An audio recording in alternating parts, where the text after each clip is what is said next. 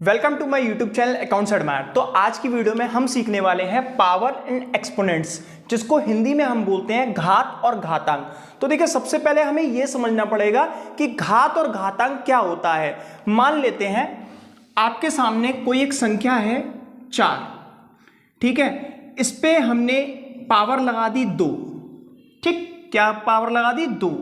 तो जो ये 4 होगा इसको हम क्या बोलेंगे, बेस। क्या बोलेंगे, बेस। और 2 है इसको हम क्या बोलेंगे, पावर। ठीक, ये हो जाएगी पावर और ये हो जाएगा बेस। तो इसको हम पूरा मिलाकर क्या पढ़ेंगे, 4 की पावर 2, ठीक है, 4 की पावर 2। ठीक, इसी तरीके से अगर आपके सामने संख्या आ गई 5 की पावर 10, अब आप क्या करेंगे, 5 की पावर 10 है तो देखिए ये संख्या होती है ना 10, इसको हम क्या बोलेंगे, घातांक। और ये पूरा मिलाके होगा आपका घात। क्या होगा, घात। इसको हम पढ़ेंगे घात वाले प्रश्न, ठीक है। हम वैसे इसको हिंदी में ये भी बोल देते हैं, जैसे 5 की घात 2, ठीक है, 3 की घात 3, ठीक, हमने बोल दिया 10 की घात 3, ठीक है, 5 की घात 7। तो इस तरीके से घात और घातांक को आज हम समझेंगे, ठीक है। अच्छा, घात और घातांक को समझने के लिए इसके कुछ नियम होते हैं, इसके कुछ लॉज होते हैं। सबसे पहले हमें वो लॉ समझने पड़ेंगे, उसके बाद हम ये चैप्टर बड़े आसानी से समझ पाएंगे। अब वो लॉ कौन कौन से हैं, वो नियम कौन कौन से हैं जिन्हें हमें समझना है। तो देखिए, पहला नियम क्या है उसको हम समझ लेते हैं। तो देखिए, पहला जो लॉ होता है वो होता है, अगर जो मान लीजिए आपके पास है m की पावर n मल्टीप्लाई लगा हुआ है m की पावर a, m की पावर n और m की पावर a। यहां पर आप चीज नोटिस करना कि जो बेस है वो कॉमन है। बेस क्या है, कॉमन। m की पावर n मल्टीप्लाई m की पावर a, ठीक। तो अब आपको क्या करना है, आप लिखेंगे m की पावर n प्लस a। जब बेस कॉमन होंगे और मल्टीप्लाई है बीच में, तो आपको क्या करना है, जो आपकी घात होंगी मतलब जो पावर होंगी, आप उनको क्या कर देंगे, ऐड कर देंगे, मतलब प्लस कर देंगे, ठीक। अच्छा, इसी का अब हम दूसरा समझ लेते हैं। दूसरा क्या है, m की पावर n, m की पावर n मल्टीप्लाई a की पावर n। अब यहां पर क्या हुआ, पावर कॉमन हो गई है, ठीक है, और जो नीचे के बेस हैं वो बिल्कुल अलग हैं। तब आपको क्या करना है, तब आपको करना ये है कि आप पावर कॉमन लेंगे, ठीक है, ब्रैकेट बनाएंगे, m मल्टीप्लाई a लिखेंगे, लेकिन पावर को आपको कॉमन करना है। तो इसका आंसर क्या होगा, am की पावर n। यही हमारा आंसर हो जाएगा इसका, ठीक है। जब बेस कॉमन होंगे तब आप पावर क्या करेंगे, प्लस करेंगे। लेकिन जब बेस कॉमन नहीं है, पावर कॉमन है, तब आप पावर को तो कॉमन करेंगे, लेकिन अगर मल्टीप्लाई है तो आप मल्टीप्लाई कराएंगे, अगर डिवाइड है वो डिजिट तो आप डिवाइड करेंगे, ठीक है। इसी का हमारा तीसरा लॉ क्या कहता है, तीसरा लॉ है हमारा m की पावर n डिवाइड m की पावर a, m की पावर n डिवाइड m की पावर a। यहां पर अब हमें क्या करना है, अब देखिए यहां पर भी बेस कॉमन है, दोनों तरफ m है, बीच में डिवाइड है। अच्छा, यहां पर n है और यहां पर a है। जब बेस कॉमन है, बीच में डिवाइड है, तब आपको क्या करना है, तब आप पावर को माइनस करेंगे। यहां पर आपने पावर्स प्लस करी थी, लेकिन यहां पर आप पावर को क्या करेंगे, माइनस करेंगे। तो इसको हम लिखेंगे m की पावर n माइनस a, ठीक, यही हमारा आंसर हो जाएगा।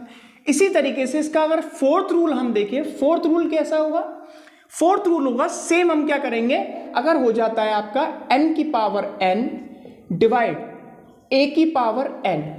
अब यहां पर क्या हुआ, पावर कॉमन हो गई और बीच में क्या है, डिवाइड है, लेकिन बेस कॉमन नहीं है, बेस आपको एक जैसे नहीं दिख रहे। तब आप क्या करेंगे, m और a का तो आपको डिवाइड करना है, मतलब m अपॉन a लिखेंगे, डिवाइड करना है, लेकिन पावर को आप कॉमन ले लेंगे, ठीक, पावर को आप कॉमन ले लेंगे, यही हमारा आंसर हो जाएगा। तो हमने तीसरा रूल क्या सीखा, जब बेस कॉमन है, बीच में डिवाइड है, तो पावर को हमें क्या करना है, माइनस करना है। अच्छा, बेस कॉमन नहीं है, बीच में डिवाइड है, लेकिन पावर कॉमन है, तो आप पावर को तो कॉमन करेंगे, लेकिन जो बेस है आप उनका एक्चुअल मींस डिवाइड ही करेंगे। ठीक है। अच्छा, हमारा फिफ्थ रूल क्या कहता है उसको समझते हैं। तो देखिए, हम अपने फिफ्थ रूल को समझ लेते हैं। हमारा फिफ्थ रूल है, अगर किसी बेस की पावर 0 हो जाए, कोई डिजिट है, ठीक है, कोई बेस में कोई डिजिट है, उसकी पावर 0 हो जाती है, तो उसका आंसर आप 1 लिखेंगे। ठीक। सपोज दैट आपके पास है a की पावर 0, ठीक है, मल्टीप्लाई p की पावर 0 प्लस q की पावर 0। अब आपको क्या करना है, यहां पर क्या हो जाएगा, a की पावर 0, जिसकी पावर 0 होगी उसका आंसर 1, मल्टीप्लाई p की पावर 0, आंसर आएगा आपका 1, प्लस q की पावर 0, आपका आंसर आएगा 1। ठीक। सॉल्व कर लेंगे तो वही बोर्ड मास का आपका यहां पर रूल एप्लीकेबल होगा। तो पहले मल्टीप्लाई करेंगे, बाद में हम प्लस करेंगे। 1 1 जा 1 प्लस 1 इज इक्वल टू 2, यही हमारा आंसर हो जाएगा। मीन्स 4 की पावर 0, आंसर क्या आया 1। सपोज दैट यहां पर आ गया आपका 10,000 की पावर 0, तो इसका आंसर भी 1 ही आएगा। ठीक। तो हमने यहां पर क्या सीखा, जिसकी पावर 0 होगी उसका आंसर क्या आएगा, 1 आएगा। यह है हमारा फिफ्थ रूल। अच्छा, अब हमारा सिक्स्थ रूल क्या कहता है, हमारा पावर एंड एक्सपोनेंट्स का जो सिक्स्थ रूल है, सिक्स्थ लॉ है, वो क्या कहता है, सिक्स्थ लॉ है हमारा, जिस बेस की पावर कोई डिजिट है, अगर उसकी पावर आ जाती है माइनस में, 6 की पावर -2। अब यहां पर अब आप इसको कैसे सॉल्व करेंगे, तो देखिए ये भी इजी है। क्या करना है आपको, 1/6 की पावर 2 हो गया सॉल्व। थोड़ा सा और सॉल्व करते हैं। 1/6 की पावर 2 है ना, तो 6 मल्टीप्लाई 6 मीन्स 1/36, यही हमारा आंसर हो जाएगा। ठीक।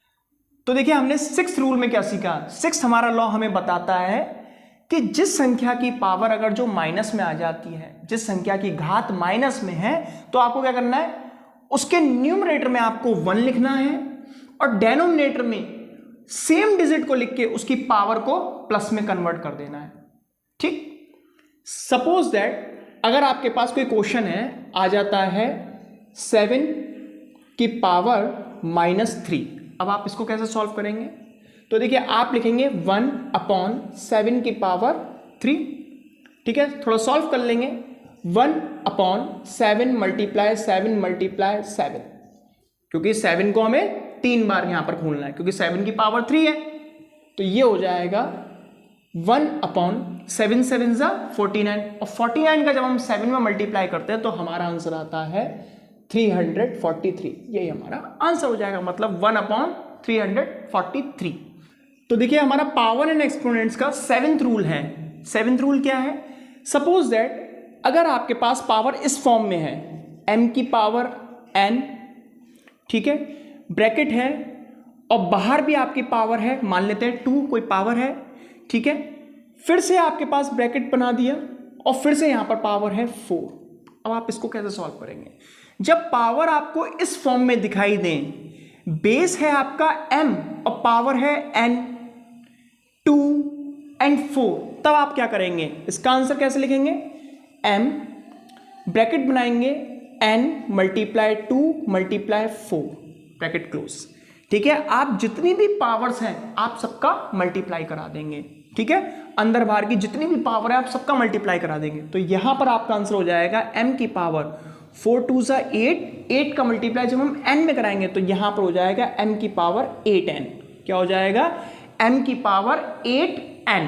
ठीक। सपोज दैट अगर हमारे पास ऐसे कोई क्वेश्चन बन के आ जाता है, 4 की पावर 3, बाहर है 2, एक और ब्रैकेट बन गया, ठीक है, इसकी भी पावर बन जाती है 4। कैसे सॉल्व करेंगे, तो यहां पर मैंने बताया आपको, पहले आपको बेस लिखना है, 4 लिख लिया, आप ब्रैकेट बनाएंगे 3 मल्टीप्लाई 2 मल्टीप्लाई 4, जितनी भी पावर है आप सबका मल्टीप्लाई करा देंगे, तो इसका आंसर क्या आएगा, 4 की पावर 3 2 जा 6, 6 4 जा 24, तो 4 की पावर 24, यही हमारा आंसर हो जाएगा। तो इस तरीके से हम पावर एक्सपोनेंट्स के रूल अप्लाई करते हैं अपने क्वेश्चंस में। तो आज की वीडियो में आपने सीखा कि हम पावर एक्सपोनेंट्स के लॉ किस तरीके से लगाते हैं। तो आई होप ये वीडियो आपको बहुत ज्यादा पसंद आई होगी। अगर वीडियो अच्छी लगे तो वीडियो को लाइक करना ना भूलें, चैनल को सब्सक्राइब करें और वीडियो को ज्यादा से ज्यादा शेयर करें। Thank you.